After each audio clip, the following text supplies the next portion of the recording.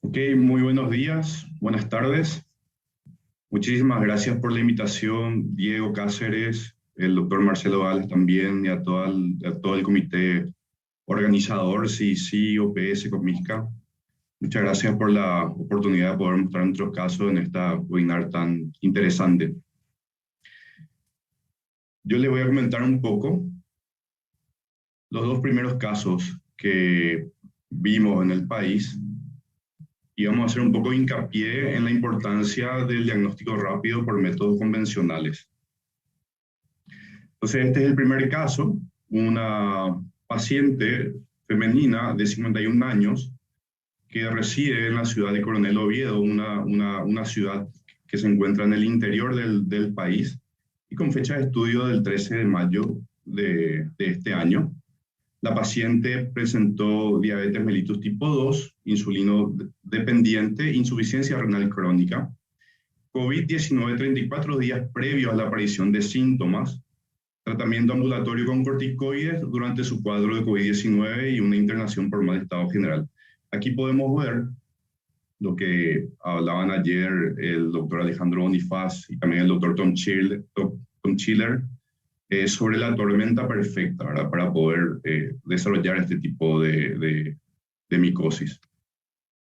Algunos datos de laboratorio. En el hemograma vemos anemia, vemos también una leucocitosis. El perfil bioquímico podemos ver la afectación renal y también un valor de glicemia de 420. Esta es la paciente. Como pueden fijarse, hay una parálisis facial del lado derecho con edema y también presenta una lesión necrótica en el paladar duro. Ante la sospecha clínica de una mucormicosis, los muy buenos bioquímicos del hospital de Coronel Oviedo, el bioquímico Cristian Moreno y Mariana Mesa tomaron la muestra y hicieron el examen directo, y aquí se puede observar unas hifas senocíticas gruesas, ramificadas, que son bien características de una mucormicosis. El diagnóstico se hizo rápido, se tomó la muestra y prácticamente a los 30 minutos ya se obtuvo el diagnóstico. Entonces, de ahí la importancia de un simple examen directo para el diagnóstico. Ahora se hizo a partir de un raspado. También se tomó una biopsia de la lesión. La biopsia fue enviada también al Centro de Especialidades Dermatológicas. Aquí pueden observar nuevamente con un colorante que tenemos nosotros, que es el negro de clorazol. Se ven las hifas senocíticas y alinas gruesas y ramificadas. Esto fue sembrado y podemos ver el cultivo en un medio sauro a 28 grados. Se observan colonias algodonosas, blancas, grisáceas. Y en la micromorfología podemos ver las estructuras características de Rhizopus. Entonces se ven los rizoides característicos en la base del esporangióforo. Entonces, a partir de ahora vamos a hacer los estudios moleculares para llegar a las especies. En cuanto al tratamiento y la evolución de la paciente, se planifica rápidamente el traslado a la ciudad de Asunción para su intervención quirúrgica. Se iba a trasladar al Hospital de Clínica en la cátedra de otorrinolaringología y también para el tratamiento con la anfotericina B. Lastimosamente, la paciente fallece al día siguiente por una falla multiorgánica. Entonces vamos a ver el siguiente caso. Es un paciente masculino de 67 años que reside en la ciudad de Lupané, del departamento central, con fecha de estudio del 21 de mayo de este año. Entonces, el paciente también con diabetes mellitus tipo 2 y tratamiento con metformina, cuadro de COVID 50 días previos al diagnóstico de mucormicosis, y ya tiene muy bien porque tuvo un diagnóstico primario de una probable aspergilosis.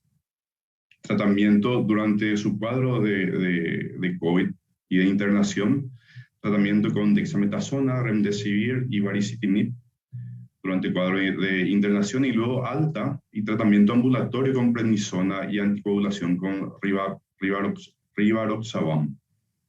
Entonces, el paciente presenta luego un cuadro de un mes de evolución de tos irritativa que se vuelve productiva, con expectoración de color amarillenta y luego hemoptoica, acompañada de fiebre graduada hasta 38 grados y sudoración de predominio vespertino.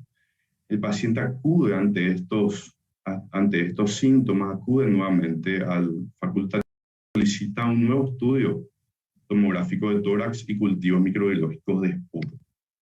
Entonces aquí pueden observar, esta es la tomografía de tórax, esta imagen gracias a la doctora Silene Ávila del Hospital de Clínicas, donde podemos observar áreas de vidrio esmerilado de distribución periférica en ambos pulmones, y también podemos observar claramente una imagen cavitada de contenido sólido en el lóbulo inferior del pulmón izquierdo.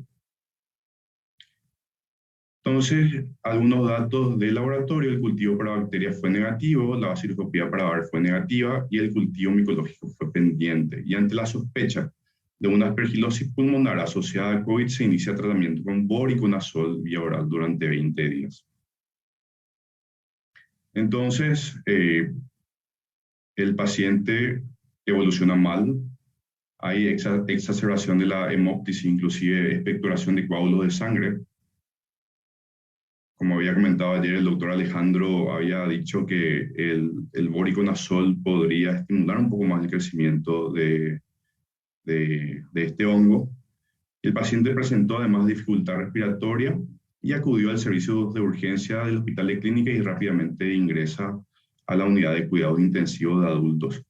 Se solicitan nuevamente estudios de imágenes y cultivos para hongos a partir de una muestra de esputo, donde el estudio de imágenes es compatible con la tomografía anterior, y la muestra de esputo es enviada al Centro de Especialidades Dermatológicas, donde rápidamente, este diagnóstico lo tuvimos aproximadamente en 15 minutos, pudimos observar nuevamente las hifas cenocíticas hialinas gruesas, que son bien características de la mucormicosis. Fíjense la tinción del negro de clorazol, que ayuda bastante también para poder distinguir las diferentes hifas. Esta es otra imagen. Fíjense, ya bien gruesas, ramificadas, cenocíticas. En este caso, hasta ahora sí en los cultivos no tuvimos crecimiento aún, y se realizó una extracción de ADN para poder llegar al diagnóstico por métodos moleculares. El paciente automáticamente al día siguiente inicia anfotericina B liposomal, y actualmente en planes de realización de una toracoscopía más evaluación de lobectomía intraoperatoria. Quise poner este mensaje del doctor Chander de India, donde comentó que el microscopio puede detectar la mucormicosis, pero las personas están detrás de los test automatizados, ¿verdad? Entonces, como pudimos ver, los métodos directos ayudan bastante para el diagnóstico. La mayoría de los casos que solemos ver son las rino-orbitocerebrales, donde el paciente tiene una lesión necrótica, y ahí con un simple raspado y un examen directo podemos llegar rápidamente al diagnóstico. Si bien quizás la sensibilidad del método directo en muestras respiratorias, cuando hay sospecha de una mucormicosis pulmonar, podría ser un poco menor, y ahí quizás podría estar indicado un poco más las técnicas moleculares para el diagnóstico, pero podemos realizar métodos de concentración y podemos aumentar un poco más la sensibilidad de los exámenes directos en las muestras respiratorias. Más que nada, agradecer a estos médicos de la terapia del Hospital de Clínicas, en especial la doctora Silene Ávila, quien tuvo la sospecha de este cuadro de mucormicosis pulmonar, y también a nuestros alumnos que se formaron en el Centro de Especialidades Dermatológicas, Cristian Moreno, también Mariana, quienes están haciendo un papel importante en el diagnóstico de micosis en el interior del país. Y por último, invitar a todos al Congreso Latinoamericano de Microbiología, que va a ser en formato virtual del 25 al 28 de agosto. Vamos a tener un simposio de micología de 2 días con charlas muy interesantes y bueno, les invitamos a todos para que puedan participar. Muchísimas gracias. José, muchas gracias por la presentación de estos casos clínicos. Muy interesante recibir de primera mano esta información. Vamos a dejar las preguntas para José y el doctor Nicolás Refojo para el final de las 2 presentaciones. Entonces continuamos con Nicolás. Él es miembro del Departamento de Micología del Instituto Nacional de Enfermedades Infecciosas, Carlos Malbrán, en Buenos Aires, Argentina. Nicolás, muchas gracias y lo dejo para que continúe con su presentación. Gracias a todos. Voy a compartir. A ver.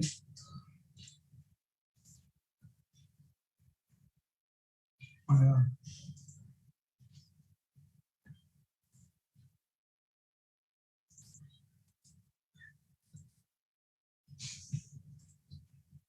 Bueno, supongo que ahí se ve bien. Buenas tardes, buenos días, depende en dónde estén a todos. Antes de empezar, muchísimas gracias por esta invitación, por la organización de este evento, que es un evento relevante en el contexto en el que estamos, y creo que la excelente organización se ve en la cantidad de participantes. Yo les voy a hablar, en realidad, un poco de una mirada diferente, que tiene que ver con el rol de las redes y el rol del laboratorio de referencia en el diagnóstico de estas micoses. Yo trabajo en el Instituto Malbrán, que somos la cabecera de una red, y trabajamos hace mucho en red con otros laboratorios, y quiero contarles de algún modo nuestra experiencia. De esto un poco ya se habló bastante. La mucormicosis es una enfermedad muy poco frecuente en población sana, y que no se transmite de persona a persona. Esto tiene que quedar claro, se habló ayer y lo vamos a seguir repitiendo hasta que quede grabado en la retina de todos. En Argentina, según datos de encuestas epidemiológicas propias, podemos estimar una incidencia anual de la mucormicosis entre 0,5 y 0,9 por millón de habitantes, es decir, es baja. Sin embargo, tiene una incidencia mucho mayor en otro tipo de pacientes, en pacientes inmunocomprometidos, como ya se habló, particularmente en diabéticos o con tratamientos prolongados con corticoides, donde la mortalidad es muy alta, puede alcanzar un 50% o hasta un 100% si es que no se instaura el tratamiento adecuado. Por eso nosotros proponemos que en realidad el trabajo en red y la capacitación son la clave para alcanzar este diagnóstico, puesto que estos son hongos muy poco frecuentes, entonces el bioquímico o el laboratorista está poco habituado a procesar este tipo de muestras, y por eso es importante sostener la capacitación de todos los participantes y sostener el asesoramiento entre las distintas partes de una red.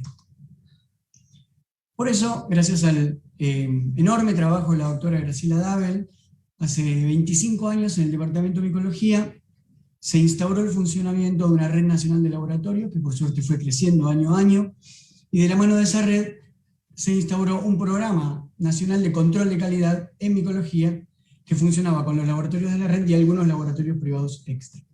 ¿Con qué objeto?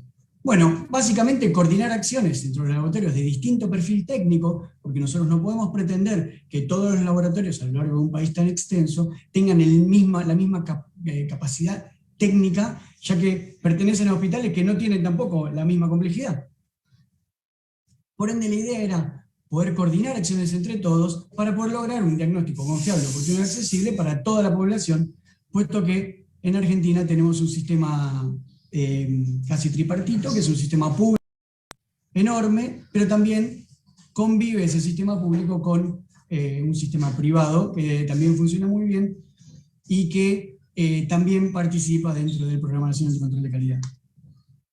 ¿Cómo funciona la red? Bueno, es una red estratificada con laboratorios de distintos niveles, nivel 1, nivel 2, nivel 3, que corresponden a lo que serían las redes provinciales. Argentina se compone por 23 provincias y una ciudad autónoma que vale como una provincia más. Y como cabecera de esa red, un laboratorio nacional de referencia, que sería un laboratorio nivel 4, y la red funciona como intervinculaciones entre todos estos niveles de complejidad, que incluye de los niveles más bajos hacia arriba, la derivación de muestras y cepas para diagnóstico, el envío de información y la solicitud de información, la participación en estudios colaborativos, el traspaso de datos epidemiológicos y las notificaciones de la micosis diagnóstica. Por otra parte, desde los laboratorios de referencia o los laboratorios de niveles más altos hacia abajo, damos como servicio el diagnóstico referencial, la capacitación, que es permanente, el control de calidad y la provisión de algunos reactivos diagnósticos y de cepas de referencia que sirven para el diagnóstico, así como el asesoramiento y la propuesta de estudios multicéntricos con distintos objetivos. El Programa Nacional de Control de Calidad tiene un sistema bastante simple, donde se envían dos envíos anuales con 4 materiales cada uno. Estos materiales también están estratificados en distinto nivel, de modo que los laboratorios de nivel menor puedan resolver las muestras que les corresponden y ser desafiados con las muestras de niveles más altos, y los laboratorios de mayor complejidad deban realizar todos los diagnósticos de la complejidad que corresponde. ¿Qué es lo que se evalúa? Bueno, se evalúa la performance en el examen directo, en la identificación de las especies fúngicas, el diagnóstico serológico y las pruebas sensibles de los antifúngicos. En función, como insight, en función de los resultados que obtenemos del Programa Nacional de Control de Calidad, es que tanto los referentes provinciales como nosotros podemos establecer prioridades en vacantes para ser asignadas a los cursos que damos anualmente sobre todas las temáticas del diagnóstico micológico, así como eventualmente participar de cursos online, de cursos regionales, no necesariamente nacionales, y también la posibilidad de organizar residencias o pasantías para fortalecer alguna capacitación que se considera clave o estratégica dentro de la red. Esta red, hoy por hoy, nos permite tener más de 150 laboratorios, con un laboratorio de referencia y una serie de laboratorios de distintos niveles, más otros centros de toma de muestras que no están incorporados en la red nacional, pero sí están incorporados dentro de las redes provinciales, que responden a un referente provincial. Esto permite un eficaz sistema de derivación de muestras, tener más de 140 laboratorios controlados, realizar encuestas epidemiológicas y llevar a cabo también estudios multicéntricos. Como Laboratorio Nacional de Referencia, cabecera de esta red, a lo largo de estos años hemos podido resolver más de 77.000 diagnósticos, dar más de 1.800 capacitaciones, son muchos años, por supuesto, y también entregar gran cantidad de reactivos para diagnóstico o para prueba de sensibilidad a todos los laboratorios de la red. El trabajo coordinado de estos laboratorios en su momento permitió ampliar la cobertura del diagnóstico micológico a todo el territorio nacional, y esto implica que pudo aumentar alrededor de 4 veces el número de laboratorios con capacidad para resolver diagnósticos de distintos niveles, y no solo resolver el diagnóstico, sino aparte tener a quien derivar un diagnóstico que no es capaz de resolver por el nivel de complejidad de ese laboratorio. Eso se extrapola hasta la cabecera, que somos la referencia nacional. Por supuesto, además de esto nos permite, en la intervinculación de todos de esta red, nos permite también conocer las prevalencias de las micosis y analizar algunos cambios en la frecuencia de los patógenos circulantes. Hasta aquí quería comentarles cómo era el funcionamiento de la red, y esto tiene particular valor en micosis que son poco frecuentes y que requieren una capacitación permanente. Dentro de los materiales que se entregan en el control de calidad tiene como función controlar la calidad de los laboratorios, pero también tiene una función de capacitación. De modo que nosotros enviar cada 2 años materiales con distinta complejidad, como puede ser un mucoral, que es considerado de nivel 3, entonces todos los laboratorios van entrenando en la microscopía la observación de estos materiales, y permite mantener cierto nivel de capacitación para que cuando reciben un material poco frecuente puedan resolverlo o puedan sospecharlo de algún modo y derivarlo a un centro de mayor complejidad.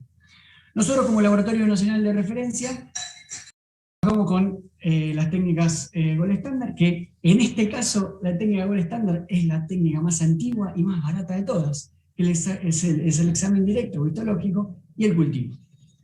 De esto ya se habló y en todas las ponencias se comentaron cosas muy interesantes al respecto. Lo cierto es que el examen directo se puede realizar a partir de una serie de muestras, como ser muestras frescas o muestras fijadas en formalina y parafinadas. Vamos a buscar hifas, como se comentó, gruesas, no tabicadas, cenocíticas. Pero bueno, para poder llevar a cabo este diagnóstico es importante tener personal capacitado, y en principio el examen directo no permite, por supuesto, hacer la identificación a nivel de género o especie. Por otra parte, la otra parte hermana del examen directo del Gold Standard es el cultivo, que requiere muestras frescas. En nuestro caso, que somos laboratorio de referencia, somos un laboratorio de derivación, no atendemos directamente pacientes, por lo tanto para nosotros es muy importante que la muestra llegue bien acondicionada y que sea, obviamente, extraída preferentemente de sitios estériles. El cultivo permite identificar fenogenotípicamente el agente causal, pero también permite llevar a cabo determinaciones de sensibilidad a los antifúngicos. Estos hongos también pueden identificarse por Malditov, como se comentó recién, anda muy bien, pero lo cierto es que si tenemos el ojo entrenado en el microscopio, en la morfología, muchas veces no es necesario llegar al Malditov, porque con una visualización de un disgregado en el microscopio podemos llegar a género rápidamente y con un poquito más de esfuerzo incluso a especie. ¿Qué pasa cuando el hongo no crece o presenta una morfología aberrante o la muestra no fue pasada por el laboratorio porque fue directamente a histopatología y entonces todo lo que tenemos es un taco? Que esto es muy frecuente cuando no se sospecha, cuando el cuerpo médico no sospecha este tipo de enfermedad, entonces no manda muestra fresca al laboratorio de microbiología. Bueno, hay otras técnicas de apoyo, pero es muy importante, es indispensable sospechar la infección, pedir estudio de imágenes y enviar muestras al laboratorio, no solo a histopatología, porque en el laboratorio se hacen pruebas que histopatología no hace. Por supuesto, acá estamos hablando de exámenes directos, se mira al microscopio y se resuelve, pero no siempre es tan fácil. En los libros van a encontrar muchas veces como que en el caso de la mucormicosis tenemos que buscar hifas sin tabiques y gruesas. Y algunos hablan de que sean dicotómicas en ángulos de 90 grados, como podemos ver acá. Este es un directo que tiene hifas que son dicotómicas también en ángulos agudos, y que tienen tabiques, que se pueden ver por ahí, y que no siempre son tan gordas. Y entonces, mirando esta parte del examen directo, que en este caso es una coloración, podríamos pensar en que en realidad esto es un aspergillus según los libros antiguos. Y no, es un Rhizopus. Hay otros ejemplos como estos, y este es un ejemplo muy claro donde vemos hifas gruesas, que tienen pocos tabiques, que en este caso están cortadas transversalmente, y que viéndolos así podríamos pensar entonces en un mucoral, y sin embargo es un aspergillus niger, que si lo vemos bien tiene tabiques por ahí. Muchas veces es difícil, solamente con el examen directo, resolver una mucormicosis. Por eso es muy importante tratar de obtener el cultivo, y a partir del cultivo podemos identificar el agente. El cultivo, a partir de sitios estériles, un examen directo positivo o un cultivo es diagnóstico. Desde sitios no estériles, entonces ya hay que empezar a analizar el tipo de lesión, el paciente, el estado clínico del paciente. ¿Por qué? Porque podría ser un contaminante, un colonizante, porque estos hongos son hongos ambientales que conviven con nosotros, son degradadores de material orgánico, podemos verlo en fruta en descomposición, podemos verlo en el pan creciendo, y por eso es muy importante la interpretación que nosotros le demos a ese cultivo. ¿Cómo se identifica? Bueno, en principio, como les decía, nosotros identificamos por métodos convencionales morfológicos.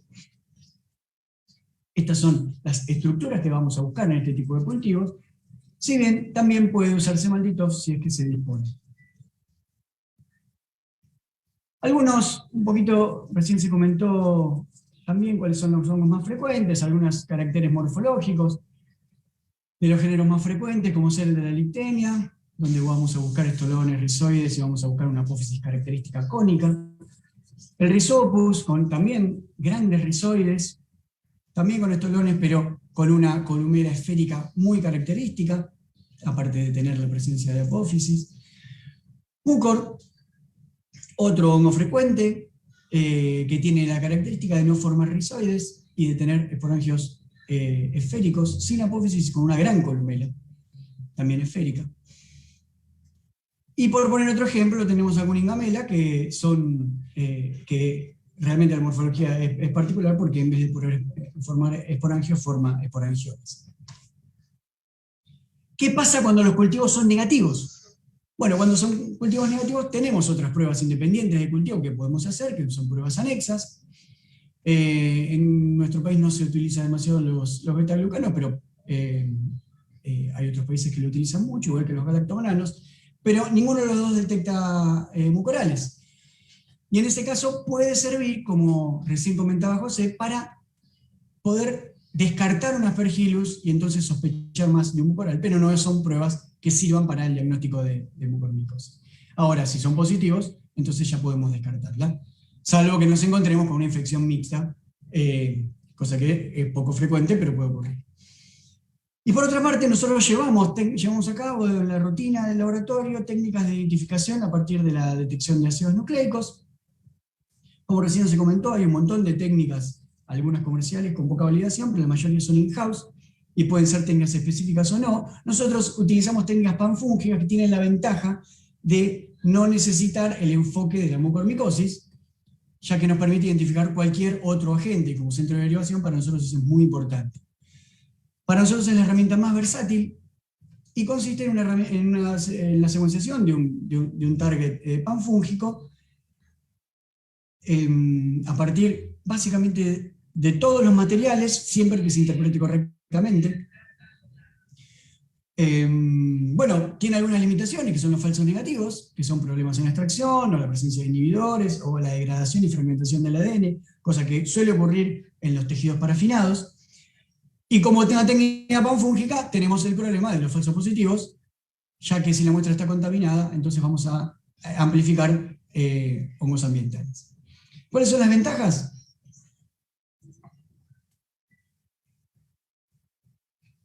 ¿Cómo? Bueno, sigo y después resolvemos las preguntas, pero la contaminación, en este caso de las PCR panfúngicas, es un problema, a resolver, es un problema serio y que depende mucho de la muestra que nos deriva. Pero como ventaja tenemos la identificación del agente sin la necesidad de tener un cultivo positivo. Podemos identificar el agente también desde tejido parafinado, y es una determinación panfúngica, de modo que si no es un mucoral, pero es otro hongo, también poco frecuente, vamos a poder identificarlo de todos modos. Para terminar, yo que vengo del ala de la biología molecular, quería hacer énfasis en que ninguna tecnología, por más novedosa, por más poderosa que sea, va a reemplazar el enfoque multidisciplinario entre el equipo médico y la interpretación diagnóstica que hace conjuntamente el equipo médico con el equipo de laboratorio, el equipo de histopatología. El trabajo en red, dentro y fuera del hospital, es la clave para poder tener diagnósticos más eficaces, más certeros y más rápidos. Muchas gracias.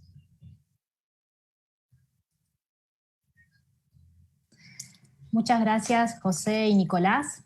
Vamos a pasar a las preguntas que tenemos para José. José, nos preguntan si los casos clínicos que presentaste fueron de pacientes COVID ya resueltos, y en relación a eso también es si tenés experiencia en casos de pacientes que sean agudos, es decir, que estén hospitalizados todavía en la terapia. Sí, estos dos casos que vimos al comienzo fueron ya casos de COVID resueltos, con un promedio aproximado de 30 días luego de un resultado positivo de COVID. Se asocia mucho siempre a la diabetes y al uso de esteroides, ¿verdad? Que vimos en esto.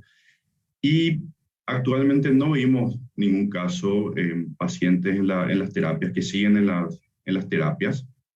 Lo que sí estamos encontrando mucho es Aspergillus y algunos casos por ahí de Fusarium también. Pero no hemos visto hasta ahora ningún caso agudo, mientras el cuadro de COVID. Bien, leo ahora también otra pregunta que dicen si el directo con KOH o con solución salina.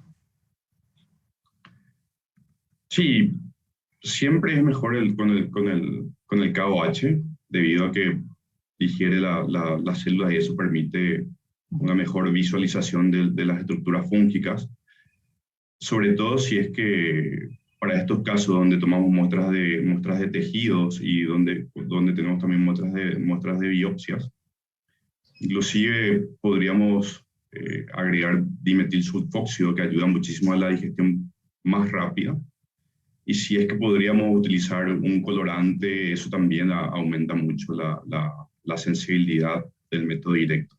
Es muy distinto ver una biopsia, que muchas veces los que trabajamos en el laboratorio vemos que viene con muchas estructuras que se parecen ser de las gasas, por ejemplo. Entonces quizás ahí los colorantes ayudan un poco más para distinguir las estructuras fúngicas. Pero sí, siempre es importante comenzar con el KOH, es la forma más barata, es la que funciona, y muy importante reconocer bien la estructura fúngica. Muchas gracias, José, por tus respuestas. Nicolás, pasamos ahora a las preguntas. Nos preguntan cuáles son las condiciones para recibir las muestras frescas y si hay que utilizar algún medio de transporte. En principio no es necesario enviar medio de transporte, sí hay que enviarlas refrigeradas en triple envase, por cuestiones de bioseguridad, refrigeradas, y en principio que lleguen lo más rápido posible para que no pierda el frío, para que no pierda la cadena de frío, y si no pueden enviar, siempre conviene enviarlo lo más cercano al momento de la toma de muestra. A veces, como nosotros somos como los que les contaba un poco de la red, a veces la derivación demora porque el laboratorio local intenta resolverlo y ante la dificultad envía el material, y por ahí el material ya estuvo una hora, ya estuvo una semana o 2 semanas en la heladera, y eso a veces dificulta el diagnóstico, pero bueno, es una de las dificultades a las que nos enfrentamos cuando trabajamos en red, porque los laboratorios regionales, la gran mayoría, todos los referentes provinciales y la gran mayoría de los laboratorios regionales son capaces de llegar al diagnóstico, y entonces lo intentan, y eso está muy bien, porque alivia el trabajo de toda la red. Pero lo ideal sería tratar de enviar la muestra lo antes posible, refrigerada, sin ningún medio de transporte, con solución salina es suficiente. Perfecto. Y también preguntan si tuviéramos que resumir el algoritmo diagnóstico desde el laboratorio de primer nivel hasta el de referencia, ¿cuál sería? Y en realidad, en el caso de la mucormicosis, justo es una patología donde el gol estándar es lo más sencillo de todo. Es decir, tener una persona que más o menos tenga entrenamiento en el microscopio, el examen directo del cultivo, son técnicas baratas, simples, que pueden resolver el diagnóstico en cualquier laboratorio que tenga un microscopio. Así que estrictamente eso debería ser suficiente. Ahora, todas las pruebas anexas sirven para apoyar. En el caso del cultivo negativo, bueno, se pueden aplicar técnicas moleculares, que nosotros las aplicamos con cuidado desde muestras un poco más sucias como los esputos o los aspirotraqueales, pero también hemos trabajado sobre VAL y hemos trabajado sobre biopsias, y cuando amplificamos y llegamos a la identificación después tiene un correlato y es útil. Pero bueno, tenemos que saber que también podemos amplificar cualquier cosa. Ahora, lo cierto es que en la rutina diaria el algoritmo es fácil, se empieza por lo más fácil y lo más barato, que es el examen directo del cultivo. Después, laboratorios de mayor complejidad, o por ahí que tienen pacientes diferentes, que no son pacientes COVID, sino pacientes con otro grado de inmunocompromiso, que son mucho más delicados. Entonces tiene sentido para ese tipo de pacientes por ahí estandarizar otras técnicas más complejas. Pero por lo que venimos viendo, en general el diagnóstico se llega rápido, y como también la infección tiene una progresión rápida, un examen directo hoy puede ser negativo y en 6 horas o en 12 horas puede ser positivo. Y por eso es muy importante la toma de la muestra, que la muestra sea representativa de la infección. Bien, esa era otra de las preguntas, ¿cómo se tomaba la muestra?